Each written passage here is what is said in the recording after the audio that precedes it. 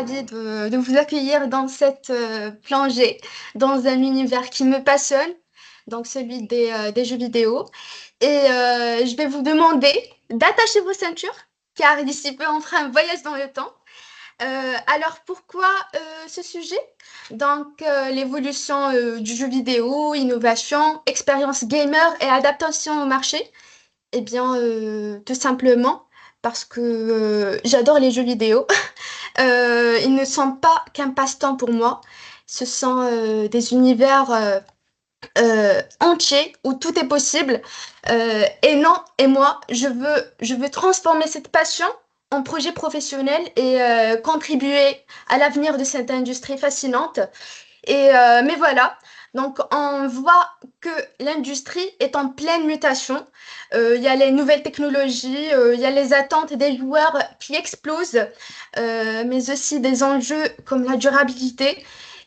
D'où ma problématique est née, qui est née. Attends, je sais pas si vous voyez le truc là. Oui. Donc, comment l'industrie des jeux vidéo peut-elle révolutionner l'expérience gamer, stimuler la croissance et s'adapter aux bouleversements du marché? Et donc, pour y répondre, j'ai exploré trois axes principaux: la technologie, innovation, immersion et les stratégies pour soutenir l'innovation. Et bien sûr, on va aborder l'expérience gamer. Donc, allez, accrochez-vous, car maintenant, on va parler innovation, immersion et révolution numérique.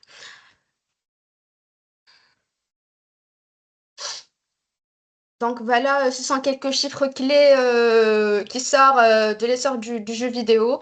On a, selon des statistiques de BDM, donc il y a plus de 3 milliards de joueurs en 2024 et cette industrie a généré plus de 282 milliards d'euros de revenus et une croissance de 2,1 pour les prochaines années. Alors, on commence la première partie. Donc, commençons par le début.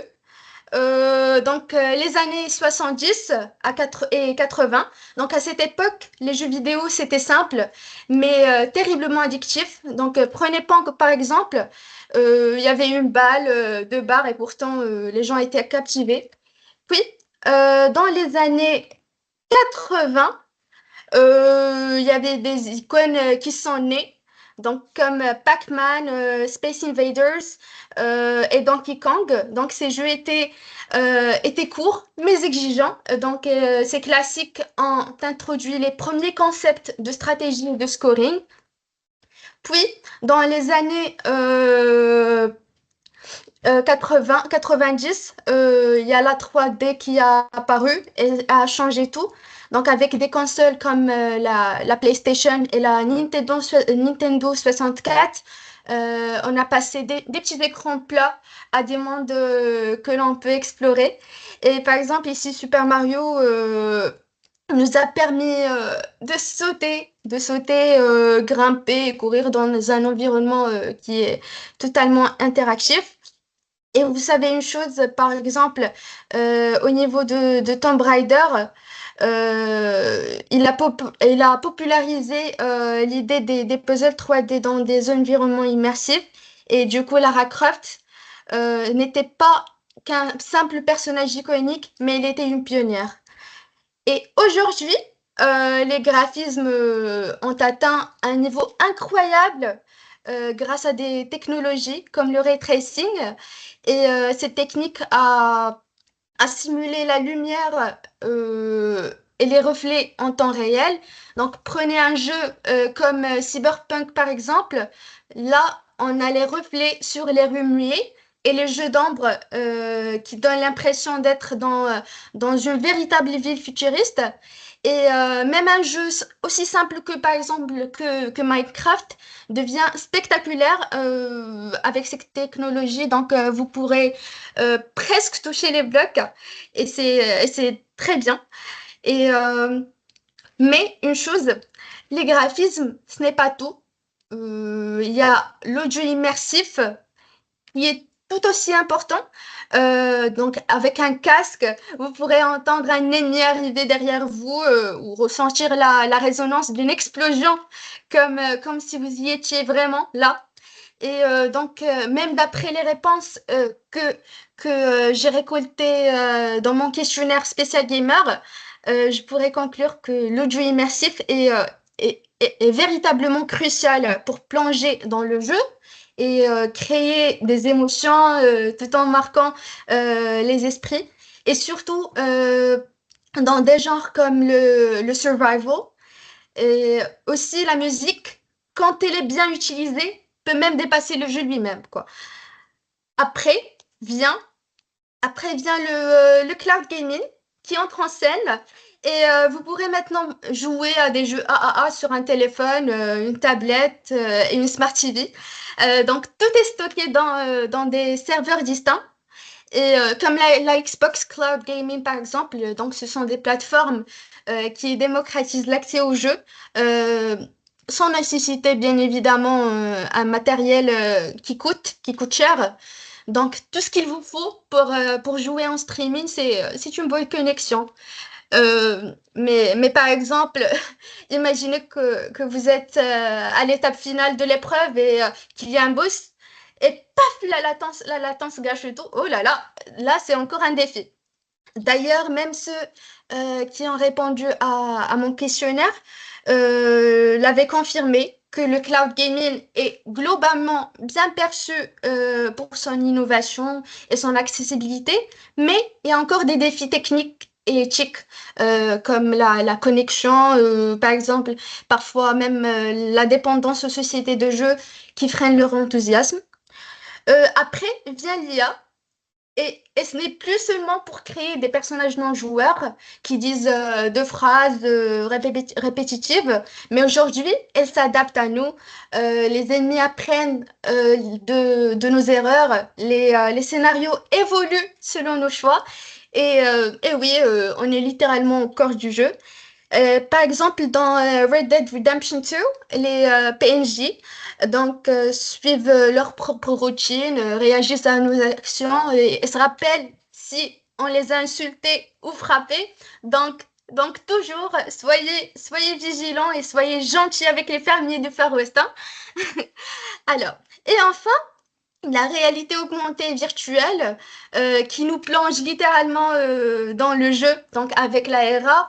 Des jeux comme Pokémon Go transforment le monde réel du terrain euh, en terrain de jeu et avec la réalité virtuelle des titres par exemple comme Half-Life ou Beat Saber, si vous les connaissez, donc vous permettent d'interagir avec l'environnement comme jamais auparavant. Imaginez parfois jouer à Beat Saber en VR, donc vous bougez, vous dansez, vous êtes littéralement dans la musique. Donc ces technologies rendent les jeux interactifs comme jamais.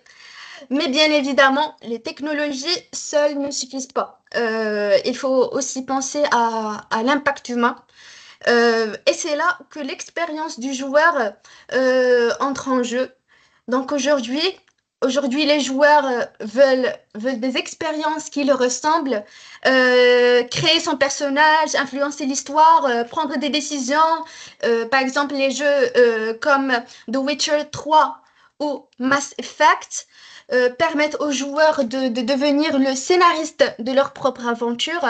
Ils offrent des scénarios évolutifs où chaque décision compte et ces choix influencent non seulement l'histoire, mais aussi notre attachement émotionnel au personnage. Et qui ici, par exemple, qui ici n'a jamais regretté une décision dans un jeu. Moi, ça m'arrive tout le temps et cela s'est produit juste récemment euh, quand je jouais à Detroit Become Human. Donc, je l'ai récemment essayé. C'était pas mal, mais je regrettais énormément de choix que j'avais fait. Mais bon, c'est la vie. C'est celui-là, c'est Detroit.